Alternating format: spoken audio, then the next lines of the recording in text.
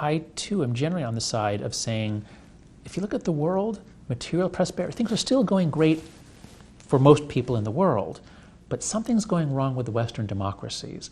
We are losing our sense of trust, hope, optimism, trust in each other, the sense that we can solve our problems.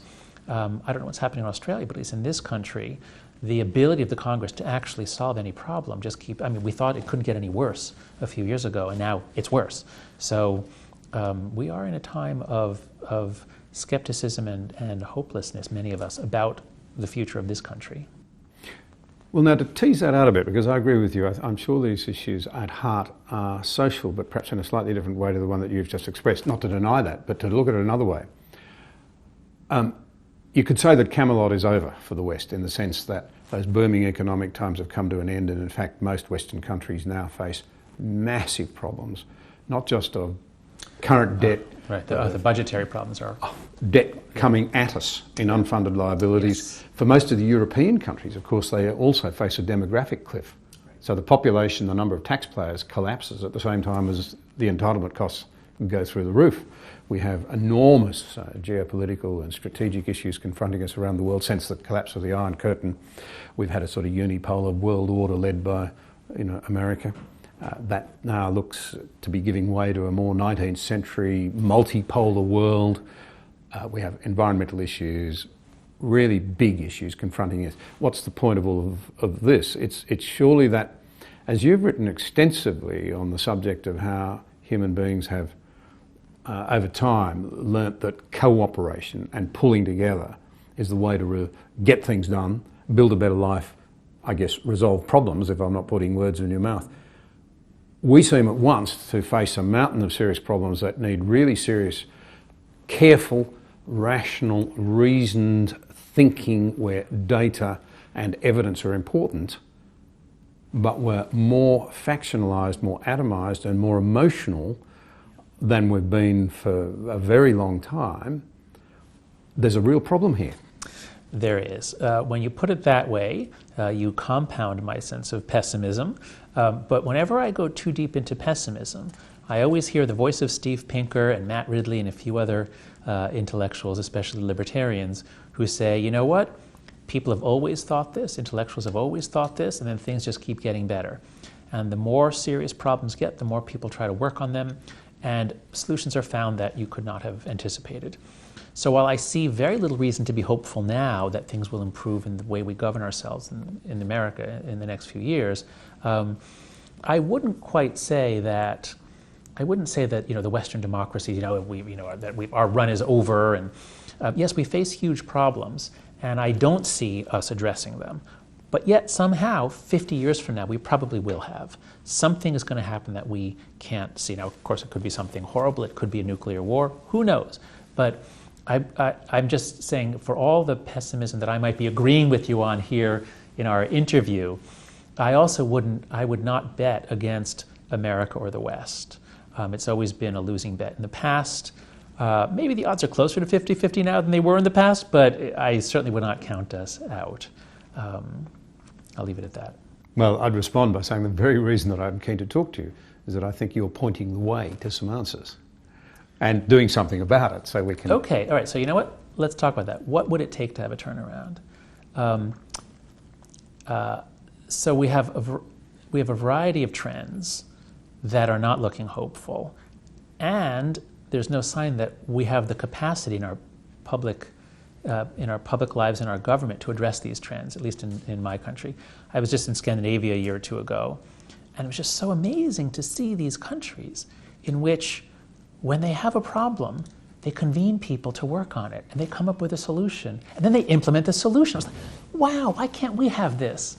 And we can't have that in America in the coming decade or two, I would bet. So what are we going to do? Well, we have to rethink how we address problems. I think we have to kick as much off the federal plate as possible, give it back to the states. Our state governments are not as paralyzed. We have to find ways to bring private industry in to solve more problems. Now, up until a year or two ago, I was always saying, I think like Silicon Valley could find ways for people to take care of their health needs without even having to go to a hospital. There's all kinds of things we can do without even doctors. We don't trust Silicon Valley as much now as we did a year or two ago, unfortunately. But that would be an example of ways to take problems off of the federal plate and get them solved elsewhere. Then we really have to look at what's happening to education and child rearing, because for all our problems now, the next generation, that is, the kids being raised now, the kids in college now, are even less prepared to engage in the democratic process of debate and dialogue with people they disagree with. So it's sort of like, one of these things like, like a Harry Houdini escape, where, okay, he's got all these problems and he's locked he's handcuffed and now we're going to light this rope on fire so he only has, a short amount of time before he can get out. But I think that we will find ways to change education. I think the mental health crisis is so severe. The rising rates of depression, anxiety, and suicide are so severe that I think they're going to cause some major rethinking. So I don't know what's going to give, but I think that we will find solutions to some of these problems. Can I tease out then some of the things that I think you've said? One observation you made was that, and I think you said it was partly related to the fact that one side of politics, i.e. the left and the line of thinking that goes with what we call the progressive left, I think you'd call it the liberal left in this world. I try to stay away from the word liberal, yep, because it has a special meaning, has all kinds of good connotations, and it's come to mean just left in America. So let's say progressive and left, not liberal. Okay. Well, where I was seeking to get to was that you made the observation that it wasn't until you were well educated and well into your academic life and so forth, and you've talked a bit about that a moment ago, that you came to understand, because you sat down and decided you were going to understand other perspectives, which leads me to a couple of things I'd love you to pad out a bit more. Firstly, surely, in terms of everything that you and I are saying is going to be important to finding our way forward, you'll never get good public policy out of a bad debate. Right, that's right. So a debate depends on a lot of things: a commitment to evidence, to reason, to respecting the other person. The old adage, which was, I think, Voltaire's biographer, wasn't it? An American woman in the 30s, summarising his views. I may disagree with you, but I'll defend to the death your right to say it. Right. It wasn't Voltaire himself, but yes. It implies two things, though. Firstly, the other person has a right, have dignity, standing. They should be able to put their views and ask their questions without being personally attacked. And secondly, the issue on the table ought to be the issue on the table, not the other person, not the person who put it there. Respectful debate, evidence-based, seems to be critical of this, and you've done a lot of thinking around that, in terms of trying to understand what you call, I think, a moral palette. Mm-hmm. So the left tends to say that the right lacks compassion, the right tends to say that the left is unrealistic or naive, but you've actually found in your research something quite different and quite revealing.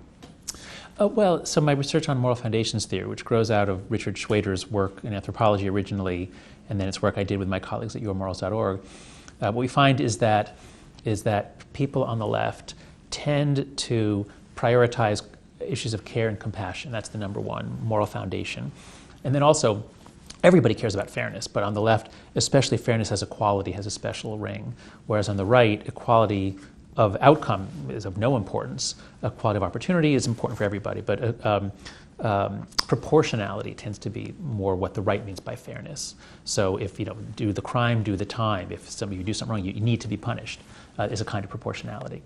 And then the big difference, though, is that people on the social conservatives, not libertarians, but social conservatives, also value group loyalty, respect for authority and tradition, and a sense of sanctity or purity. Again, everybody understands these personally, but the sort of the public philosophy, the governing philosophy of the left is based more and more on care and compassion for the vulnerable, and on the right is based more on sort of group cohesion, protecting the group, make America great, defend our borders, build a wall, restore tradition, those sorts of things. And that's actually great. I mean, it's good. That's like a real yin-yang sort of thing that you want to have. The left tends to drive forward the rights revolutions. I thought that we'd gotten full rights for women over the previous decades. Since the rights revolutions of the '60s, I thought things were going pretty well. But then you learn, well, actually, there was a lot more sexual harassment than we realized, and that's always pushed by the left. But at the same time, the left tends to pursue policies that, at least nowadays, that will pit groups against each other, and that I think can make it more difficult to can make it more difficult to run institutions nowadays. There are a variety of problems with the way that identity politics is pursued. You have to have identity politics, but there are different formats of it. All I'm saying is this little portrait of the left and the right, it means that they should be together in one system. You need a yin and a yang pushing in different directions. The problem is that human beings are so good at tribalism, at us versus them, that there's a certain, let's say, parameter setting, a certain level of conflict which is ideal, and if you ramp it up too much, it becomes really destructive. For example, intramural sports competitions. If you have teams at a university and they divide up into sports teams and they play each other, they don't hate each other. A little rivalry is actually good, and it makes them love their in-group more, and it makes them not really hate the out-group more. So a little rivalry is good, it stimulates effort, it's more fun.